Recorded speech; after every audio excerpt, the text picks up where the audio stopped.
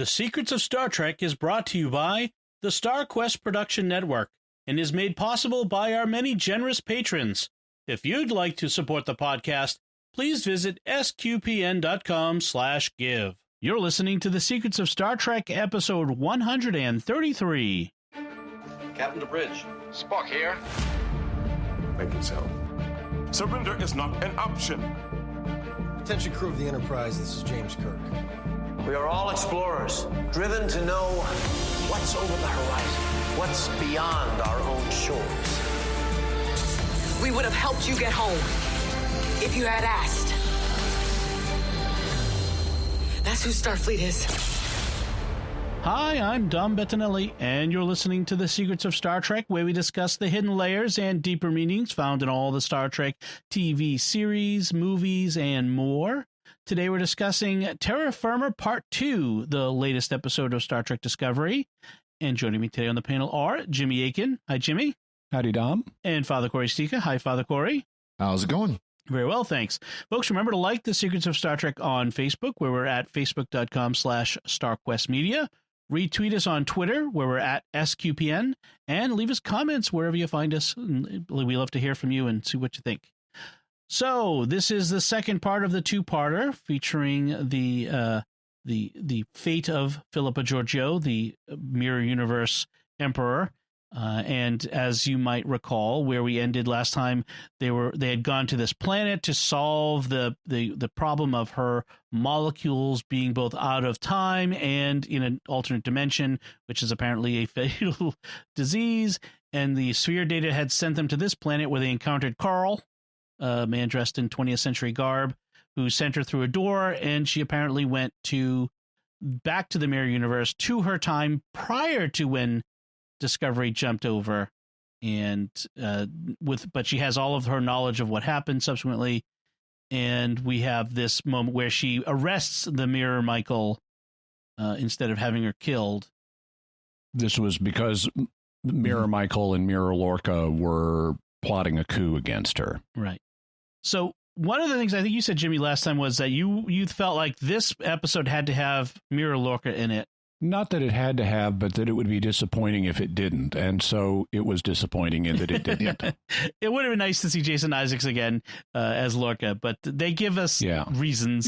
If you're going back to the day of his coup, you want to show him. Right. Right. So he disappears. We know why. Yeah. Yeah, I almost get the feeling that they're just implying that by this time he had already jumped over to the Prime universe. Think so. I think that's the implication. Yeah. By the way, I don't think we mentioned it last time because I don't know if we knew or not, but Carl was named for Carl Sagan, the physicist. And there's a reference to one of his books later in this episode, towards the end of this episode. So we'll bring that up when that comes. Okay. So we pick up from where we left off before, where Michael demands the Mirror Michael. Everyone, until I tell you otherwise, it's just going to be Mirror, so I don't have to keep saying it over again. But Michael demands to be killed. Every moment that Georgiou waits is another sign of how weak she has become. So we have this idea that the people of this Mirror Universe, which we're continuing on from the original series, that power, strength, the mercilessness is seen as strength, and Georgiou is showing mercy, and that's seen as a bit of a weakness. Yeah, although in her mind, she's actually stronger because she's realized that you can do things better if you're a little less merciless. Right, for a little less bloodthirsty, frankly. because she puts Michael through a lot of pain and suffering in this. And this is interesting. So her character arc in this episode is she is not as conscienceless as she was before her encounter with the Prime timeline. And she thinks, I'm back and I'm going to rule better now. And that means in the moment, I'm going to have to do some really ruthless stuff. But long term, I can navigate the situation and moderate the way the Terran Empire governs so that it'll be better for everybody. And in this way, she's kind of like Claudius in the novels I, Claudius, where Claudius, he's secretly a Republican at heart. but he knows he's in an empire, not a republic. And so he's willing to do things and set things up, some of which are kind of merciless, in order to bring about what he thinks is going to be a long-term good. One of those things is because he's had a prophecy from the Sibyl that she that strangles in the strings of purse and labors beneath the Punic curse before she mends must sicken worse. He knows that Rome has to get worse before it's going to get better. And so he takes this let all the poisons that lurk within the mud hatch out approach. Let's purge all of the badness from Rome, and let's let Nero do that. And then they'll be so sick of Nero, they'll restore the Republic. Yeah. And that worked out about as well for Claudius as this goes for Giorgio. That's right. Well, one of the interesting things here is that Michael reveals to her the fate, like what we know to be the fate of the Terran Empire, which is the Andorians and the Klingons and all the rest are gathering together to rise up to overthrow the Terran Empire, which is, as we know, again, is what's going to happen, as we saw in DS9. And so the irony here is that Michael is right, that the weakness of Giorgio is going to lead to the downfall of the Empire, which then gives rise to another equally bad empire in many ways. So that's kind of interesting. Giorgio then says, it's the same complaint of every parent about their rebellious child. Why can't they just believe what I say? Why do they only learn from pain?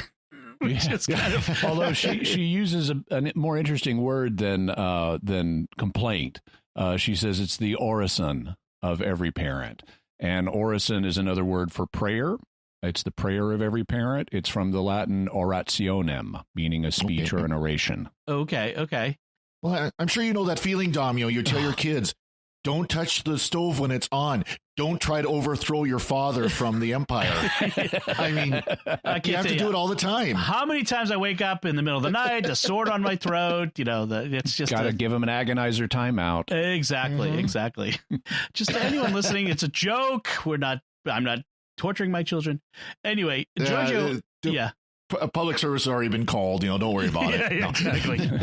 So Giorgio puts Killy in charge of interrogating Michael and breaking her because she's the most feared interrogator in the quadrant, which is interesting. And so this is, it's also interesting in that her purpose is not just to bring about verbal compliance on the part of Michael, but to effect a conversion on Michael's part. And so they're torturing her. They're doing to Michael what they did to Winston Smith. And so the outcome is they want her to love Big Mother. Yes. I mean, if I did creative titles for our podcast episodes for this podcast, I would totally put that, love Big Mother. She loved Big Mother. I love Killy in this because she is so exact opposite from Tilly. Yes. She's almost gleeful at the idea of being able to break Burnham. I mean, she's just about dancing there in her shoes, getting ready to go, and oh goody, I get to go and do this. And that's again, I think what we said last time is I find so many of the characters in this alternate universe so much more interesting than their characters from the Prime universe.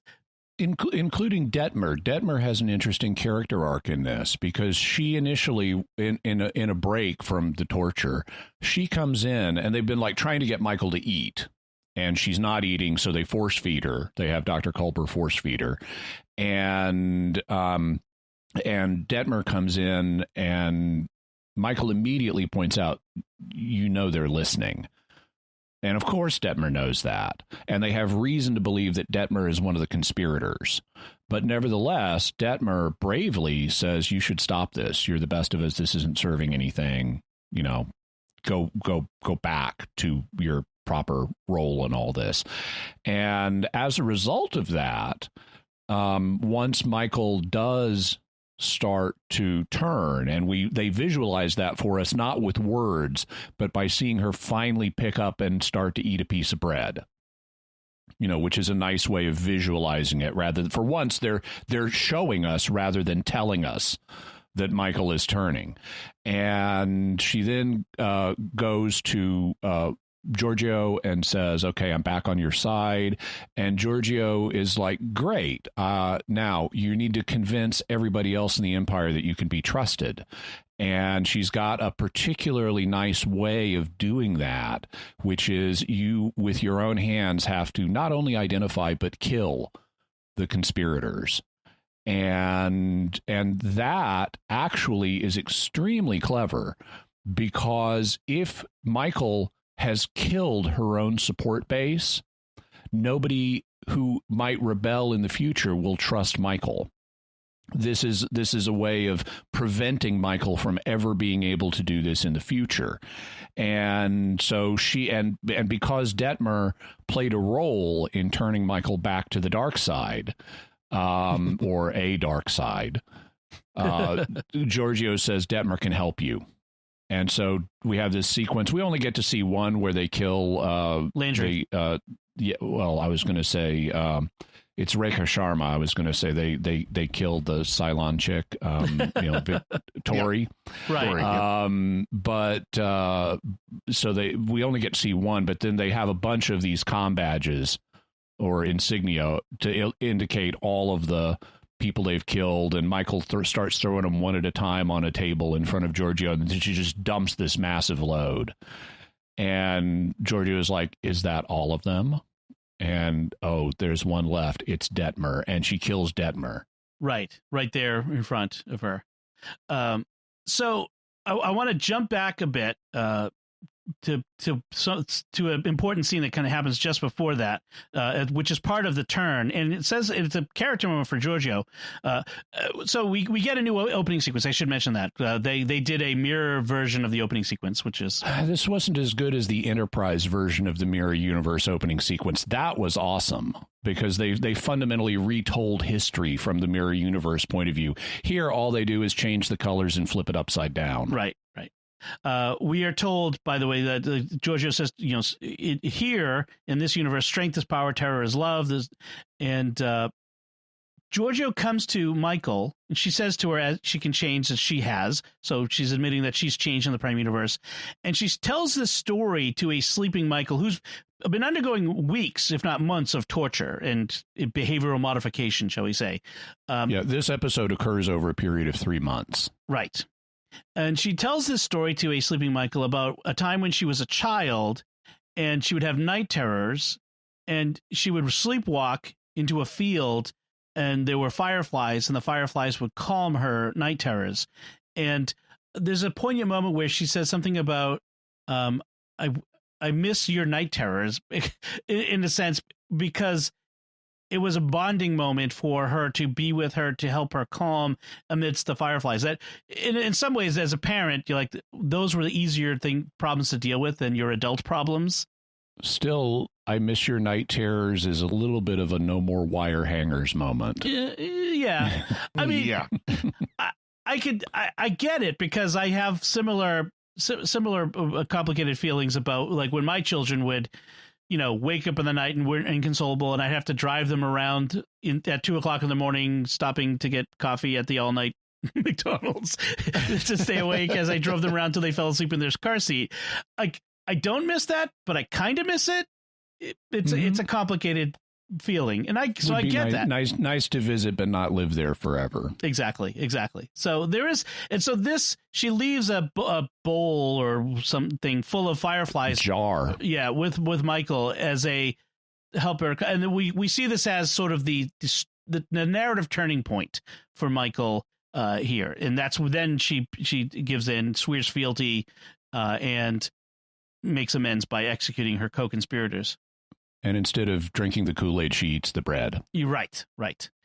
Breaking bread is a very important metaphor in just in human culture in general. Like, we sit down to break bread, and as a sign of making peace and coming together. So there's an interesting metaphor in that as well. Yeah, but in the old days, you had to break it. Today, it comes pre-sliced. Yes. Yeah, exactly. So you get some nice Wonder Bread. So Giorgio, and speaking of breaking bread, Giorgio and Michael have dinner. Kelpian is no longer on the menu, thankfully. That's so creepy. Mm-hmm. And so Giorgio tells Michael that she believed her warnings about the Klingon, Andorian, etc. coalition, and has secretly disrupted it using back channels as opposed to outright violence. And I felt a little bit disappointed by that, because they had initially introduced it as there's this coalition that you're going to have to deal with. And it's like, okay, great, major dramatic thing Giorgio's going to have to deal with. And then poof, it's gone.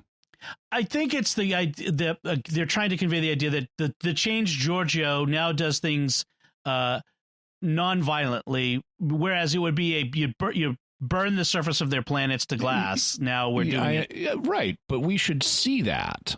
Again, this is telling rather than showing. I mean, they've put Chekhov's phaser on the mantle, and then they tell us it got used off screen. By the way, Kelpian, it turns out, is too high in cholesterol and stringy, so that's why it's no longer on the menu. Well, though apparently the ganglia is pretty much a delicacy. Yes. So Burnham reveals that Lorca's secret code name was Vicar, which Giorgio says means substitute. And it's interesting that they throw that out there, and it doesn't go anywhere. But the idea of, well, it's to belittle Lorca, but of course, in the church, we don't really use it in the sense of a substitute. We use it more as representative. We say that the Pope is the vicar of Christ. He is a stand-in, not in the sense of he is Christ, but he represents. Or in an Anglican church, the local vicar is the local representative for the bishop. Church. Yeah. Yeah. Well, I mean, we use that term too. A lot of times you'll talk about the younger priest being the associate pastor. Well, another term is parochial vicar. Right. So he is a representative of the pastor, as a younger priest. It's the voice of. It's the person who is themselves, carries the authority of the person that they are representative of. So, but she substitute is a pretty weak. You don't call your substitute teacher your vicar teacher, right? Well, yeah. So the original Latin term is vicarius, which can mean substitute, and by extension can then mean representative. You do actually have some representatives of high authority called substitutes, though. In the Secretariat of State over in Rome, he's in terms of administrative power, the second highest official to the Pope is known as the sostituto. Right. Yes, he has the he's like the foreign secretary, if you were to apply that to. Yeah. In any case, Giorgio sends Burnham to go find Lorca in a shuttle. I'm not sure why you don't just take a ship to go. They don't explain why she's in a shuttle to go find him, but that's what they do. Meanwhile, Saru and Giorgio have become close, and this alternate version of Saru, who's now her personal slave, her body slave, tells Giorgio that she's going to need to find another personal servant because he's going to die of Varahi soon. And she tells him the truth about Varahi, which is very interesting because that lie is what kept the Kelpians subservient to the Ba'ul in our Prime universe and to the Terran Empire in theirs. And this is a great moment where she explains that Varahi is only a transformation and you'll come out stronger. And I saw a Kelpian named Saru do this once and, very far away. And his immediate reaction is, "You are not Terran." Yes. and of course she is, but she's also not anymore. And he tells her, "You've got to go back to wherever you came from or they will kill you." And Saru is really on her side here, and this is great. I love seeing this. He then has his own realization of, wait a minute, we've been living a lie. And all of my sister and everybody I've ever loved who has been culled because they were going into Varahi, it wasn't something that was necessary as euthanasia to end their madness. And she tells him that the way you avenge them is by getting through this yourself and then spreading the word to others. So as I predicted last episode, Giorgio would set off the Kelpian revolution by telling him the truth about Varahi. That's right. I mean, it's amazing. She offers him this kindness, this unexpected kindness. And again, that kindness is what he says, okay, you can't be Terran. You're being a little too kind.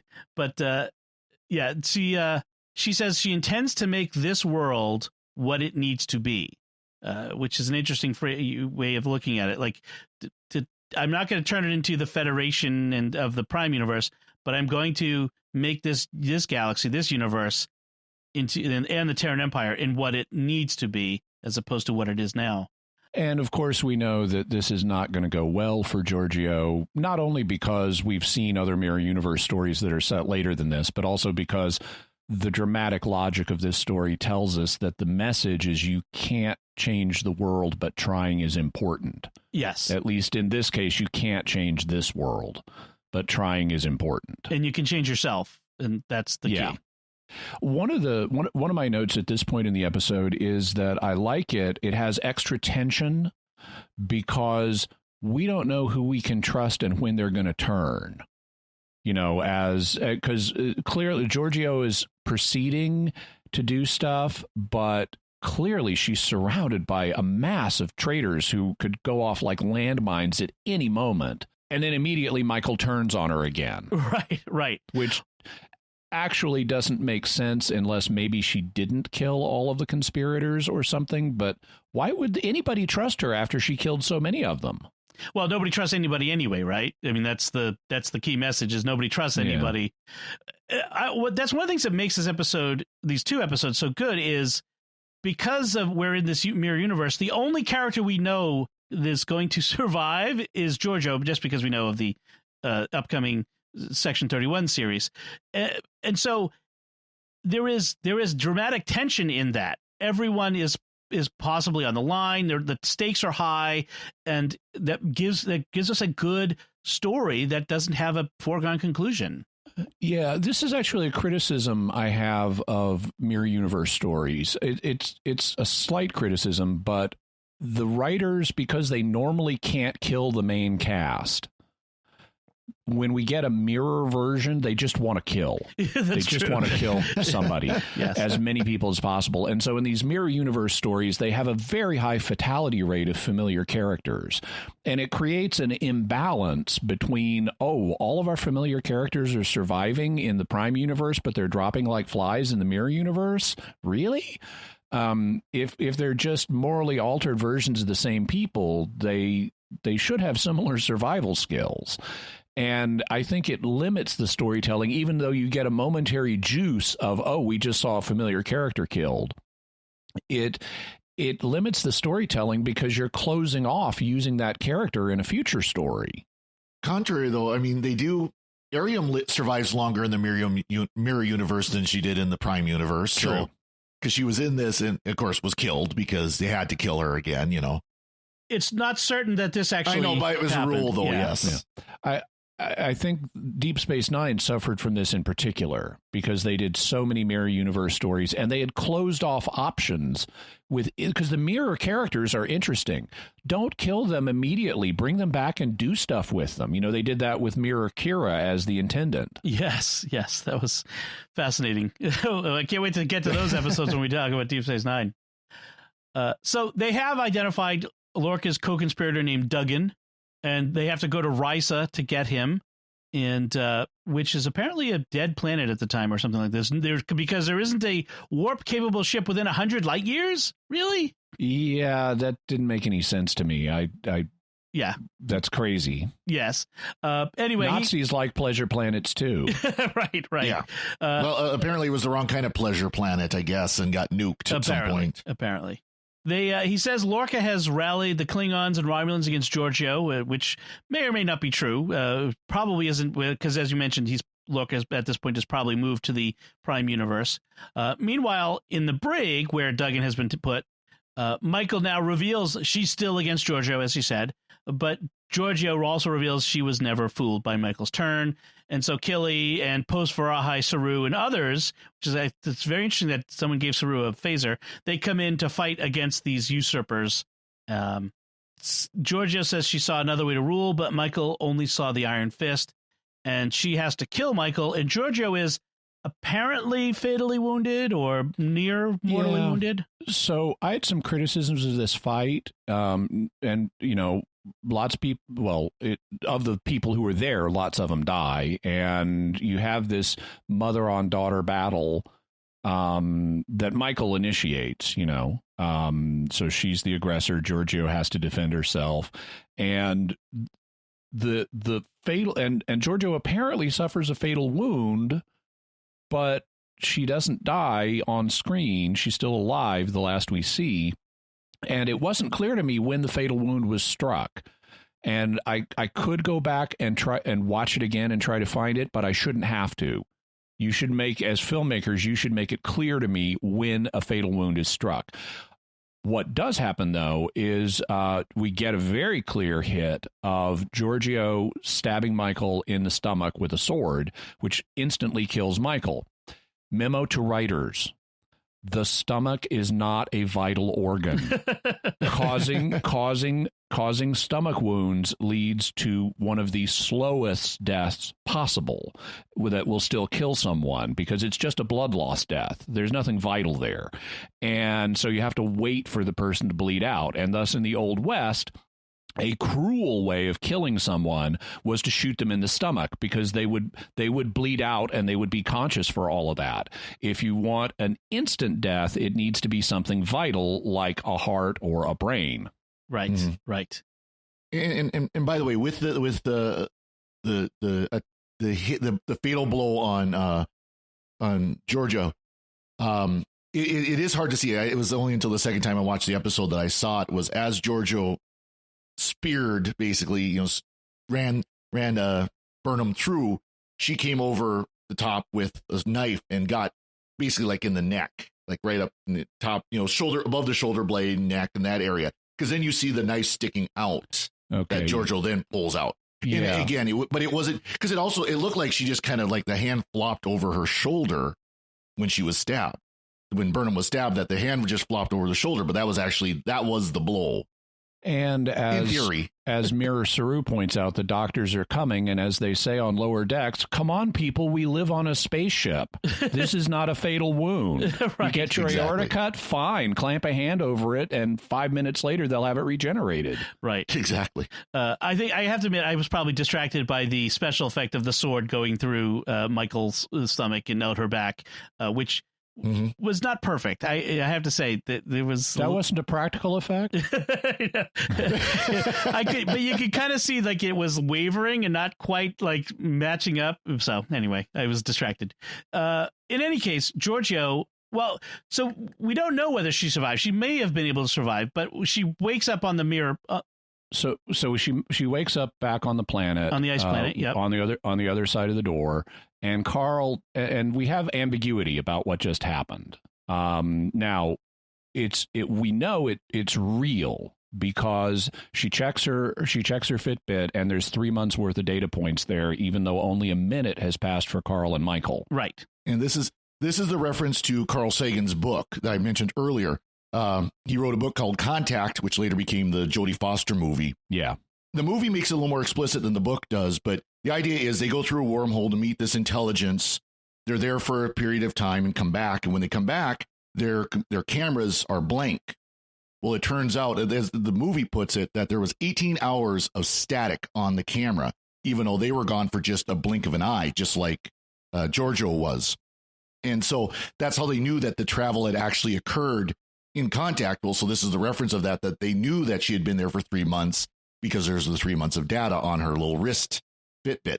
Right. So we know that it's real, but then Michael says, well, then who's been here with us for the last minute? And Carl says that we have so many selves. And so this is where the logic kind of works and it kind of doesn't, but it's mystical, so go with it. And he says there's another Giorgio in the mirror universe who's breathing her last right now, but you're here. And so Carl implies that the Giorgio that's in the mirror universe is dying, which doesn't make sense given the kind of wound she suffered and the fact they live on a spaceship and doctors are on the way. I kind of tend to reject his until they establish otherwise on screen. I reject Carl's inference that she is dead because it's so much more fun to think about Giorgio as the emperor during the time of the original Mirror episode, because they refer to the emperor in that episode. And it's so much fun to think about that being Giorgio. That's true. Yeah. And he does hold up the newspaper that now says Giorgio's fate is uncertain, Emperor Giorgio. So, well, talking about the prime timeline one. Right. But there's a maybe implication. Okay, but the best part of the episode is when now. Before we get yes, and before we get to the big reveal, yes, Giorgio has another attack where her face goes all pointy scrunchy. Yes. And Michael says, "Wait, I thought you said going through the door was going to help her." And he says, "Oh no, that wasn't to help her. That was to evaluate her." Right. It was a test. Now comes the helping part. Yes. Exactly. And so they say, "Who are you?" And he says, "Carl." "No, who are you really?" And then we have the voice, "I am the guardian of forever." And that's when I threw my fist in the air and said, "Yes." I think they should have. So what they do is they take the audio from the original City on the Edge of Forever, where Kirk and Spock ask the Guardian, "Who are you?" And he says, "I am the Guardian of Forever." And it's really cheesy and dramatic. They lift that exact audio, and it kind of works in that context. But putting it here in this more realistic context, coming out of the mouth of a man who, is kind of nebbishy guy, doesn't quite work. And they blend the audio of the current actor saying it with the original. But I think they've got the mix wrong. I think they should have made Carl's voice more primary and the original audio of the Guardian speaking less primary, because it just dominates for most of that. And I find it distracting because suddenly his voice is changing and big and booming and echoey and ominous out of nowhere. And it's like Carl has not taken this approach up to now. It feels artificial. And I get that they want to do a callback. What I would have done is have him say, "I am the Guardian of Forever" in his voice and put a subtle undercue of the original audio below it, so it doesn't feel so out of context. I like the big reveal. I like it's fan service. I know. And I like it's total fan service. I like the emotion it conveys. I like that it gets the fans all excited. What I do like is what they do visually. Yes. Again, this is the show rather than tell. Yep. They have the wooden door that Carl has been using explode and then reform as a modernized version of the original Guardian Forever with CGI and with this swirling vortex down the middle of it. And that looks really cool. And I love that part. Yes. The time vortex right in front of them. And the drums. Exactly. No, I'm sorry. That's something else. And the time tunnel. Within 24 hours, someone had made a time tunnel parody of this. Time tunnel was another 1960s Irwin Allen show. And kind of interesting, too. If you look in the time vortex, you can actually see like mirrors of I think it was of Giorgio, actually. She's standing in front of it, and you can see kind of like mirror reflections of it in that time tunnel. All the different that kind of options, feed in. Right, all the different times.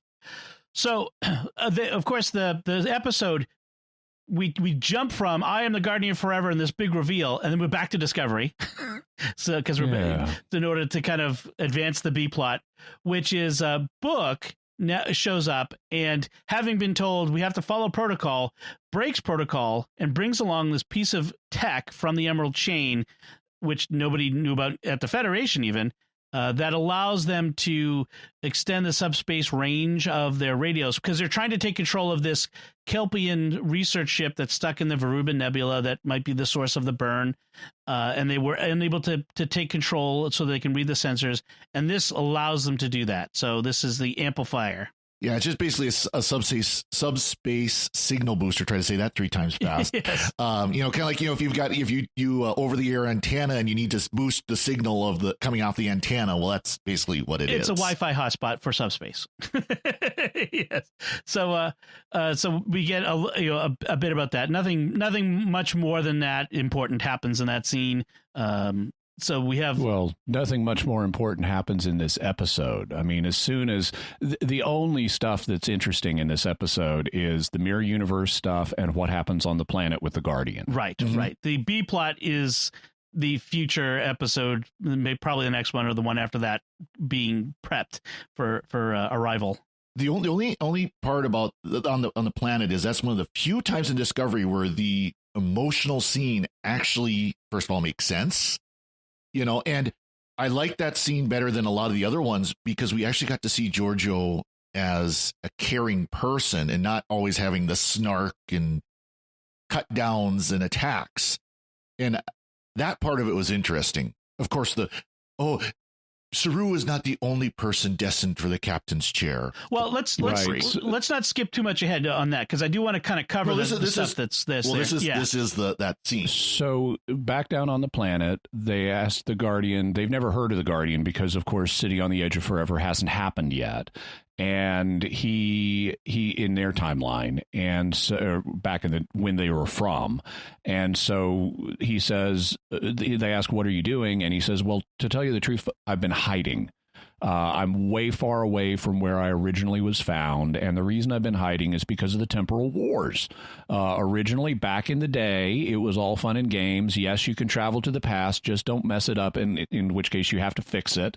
So there's our reference to City on the Edge of Forever. Yep.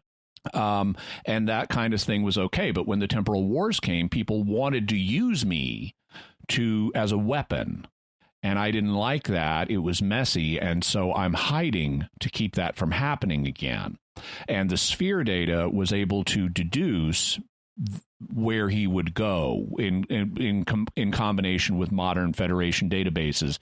It knew about the Guardian. It could figure out he's on this planet. So that's why it guided them here.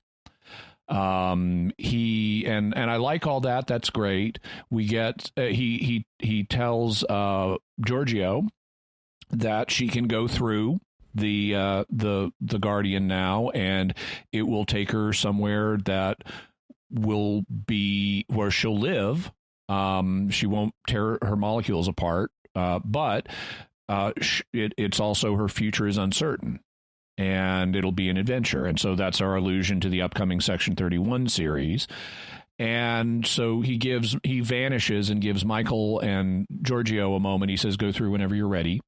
And so they get a moment. Giorgio says things like, "I've been really close to you. And there was someone else in the past named San, who I never got to tell you about, who was really close to me." And so we heard her calling the name San in her delirium flashbacks because of the molecule sickness. And they haven't paid that off at all. So I put in my notes, new series, meaning that who San is will be explored in the new series. And Michael then immediately says, "Tell the people you're about to meet now about San." So it's like, yep, it's right there. That's the obvious thing. Hang a peg on that one. Yeah.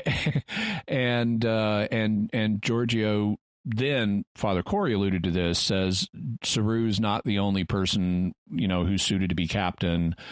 And in essence, you need to revisit this question and fight to the death over the captain's chair. Because after all, she is the Terran Emperor at heart. Yeah.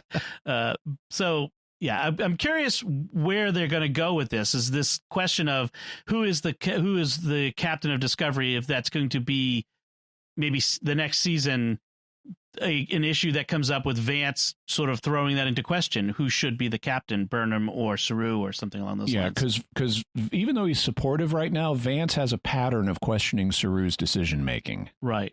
In fact, that's the very next thing that happens is when they report to Vance about the data that they're getting from the Kieth, the ship called the Kieth in the Veruban Nebula, his concern is, wait, you used Emerald Chain technology to do this? This is not protocol. This is dangerous.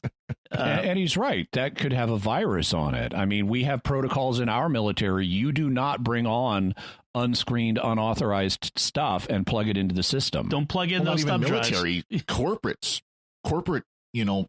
IT departments throw a fit if you even think about loading on a screensaver, much less, like important communication software like a VPN or something like that. Especially given the Discovery Spore drive and how much Osira would love to get her hands on it. Yeah, so Vance is all like, "Don't you know the Chinese Communist Party is conducting cyber attacks on us? Haven't you seen Mr. Robot?" Exactly. You installed Zoom on the Discovery's computers? Come on.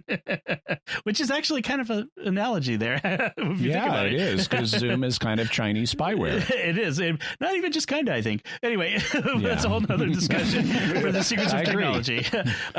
This episode brought to you by Google Meet. No, I'm kidding. I I bought a new device because I had to use Zoom for something. So I bought a new device, and Zoom is only on that device. Yes. It will never be on anything else. Yes. We've talked about it on Secrets of Tech several times, and there's a new story that we'll talk about on an upcoming episode.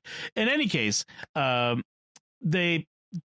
Saru tells Vance, look, having Book here outside of Starfleet protocol might be helpful for us to, when we're fighting Osira in this Emerald Chain, getting someone who sort of thinks outside the Starfleet Federation box.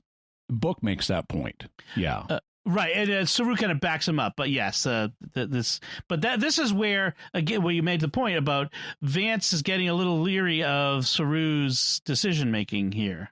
Yeah, and among other things he cites is Saru initially, when they first had a kind of a breakthrough, he could have reported it to Vance, but he said, let's wait until we get more info. And Vance doesn't like the fact that Saru delayed reporting, and he wants prompt reports in the future. Right. Although if he puts Burnham in charge, he's not going to be any happier, I think. No. Right now, at least, it doesn't seem like he'd be inclined at all to give her anything more than, chief deck washer. Right. Well, when she solves the burn at the end of this season or whatever, that might change their minds, just like in the first season. In any case, we end the episode with a wake for Philippa. Really long scene where emotion. They're all in they're all in the mess hall, and they're drinking a couple of toasts to Giorgio. And I understand that people will get together after someone has, in this case, not really died, but gone away forever, and toast them and say nice things about them, as well as poking some fun. Michael says she was a pain in the ASS, but and they'll reminisce about people, and all that's fine. I mean, she's effectively died. I mean, she did go into the past, and she's presumably going to die in the past, so she's now dead from your frame of reference. So awake is appropriate, but my problem is in the context of the overall series. This is another praise people scene. Let's affirm this person and talk about how great they were and blah, blah, blah. And it's like, if this was the only one in the series, it would be fine because it would be appropriate to the moment. But we have just been pummeled with scenes like this season. Over and over. And we could have done without this. And it certainly didn't have to go on for as long as it did. They've fallen on this crutch of ending episodes with scenes of "You're the greatest, aren't you wonderful?" Like we had with when Tilly was becoming first officer, "Just say yes," and all these scenes. You're right. Or when Nahan was talking to Burnham about "You're the bestest ever," and Stamets talking to Adira repeatedly. And yes, here's your participation trophy. Here's your participation trophy. Here's your participation trophy. Gosh darn it! What was the Saturday Night Live skit? You're good enough. I'm good enough. I'm smart enough. And gosh darn it, people like me. Or something like that's basically what we have. Stuart Smalley. Stuart Smalley. This is the Stuart Smalley scene of this episode. Yeah. I agree. All right, and that's where the episode ends, and that ends Philippa Giorgio in Discovery, and ends the guest star of Michelle Yeoh in Discovery, because she's been listed as guest star forever. So, any final thoughts on Terra Firma 1 and 2, Father Cory? Nothing here. Okay. So, as we noted last episode, this two-parter kind of bookends the original two-parter that introduced the series. Both of them focused on Michael and Giorgio in a barren environment, and sand desert in that case and an ice desert in this case. And so I thought that was all a nice touch. They both ended up with Giorgio dying. Right, but happier this time. And these were the best two episodes of this season so far because they were the least reflective. They made their points. They had, They had a point of, okay, she's been improved by the morality of the Prime timeline, and she's going to, and all that's paint by numbers. I could see that, but it's a legitimate point, and they executed it well, which is what I want to see. They can have their, moral philosophy lesson of the week. That's fine, but I want to see it done well. And this time, because it was in the mirror universe, it gave them permission to show rather than just tell us all the time. And so I thought they were the most interesting, and I would have just cut out that stuff about the burn and left that to next episode. Right. One thing I mentioned to Dom offline, I just finished watching a binge watch of the Star Wars Clone Wars series. And of course, Mandalorian just finished up its second season, and both, have Dave Filoni involved, and then Jon Favreau in the Mandalorian. And one thing I said to Dom is, everyone from Alex Kurtzman on down, the producers and writers, need to go do a master class with those two, because they actually know how to tell a good story. Because consistently, the Mandalorian has been a good story. The Clone Wars was an excellent series for especially for an animated series, and it's just. They know how to tell a good story, and the Star Wars creators currently Star Trek struggle with that. Star Trek, excuse me. Yes, Star Trek creators. Lower Decks is about the only new Star Trek that actually tells a good story. Well, the key, I think the key difference is consistently, yes. Yeah, consistently. The key difference is that we don't have the Mandalorian is very focused and doesn't have a lot of extra stuff in it.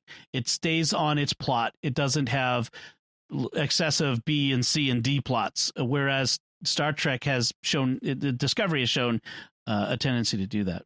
So that's an interesting point. Hopefully they become more focused. One thing I do want to mention is not next episode, but the episode after that. I don't know if this is at all going to be a big deal. It will be the 800th episode of Star Trek all together. So the 800th episode of TV including Star Trek. TAS? That was my immediate question. Oh. Yes. According to Memory Alpha, anyway, that will be the 800th episode of a Star Trek series released, which is very interesting. It would be interesting to see them do something with that, but maybe I haven't heard anything, so maybe they won't.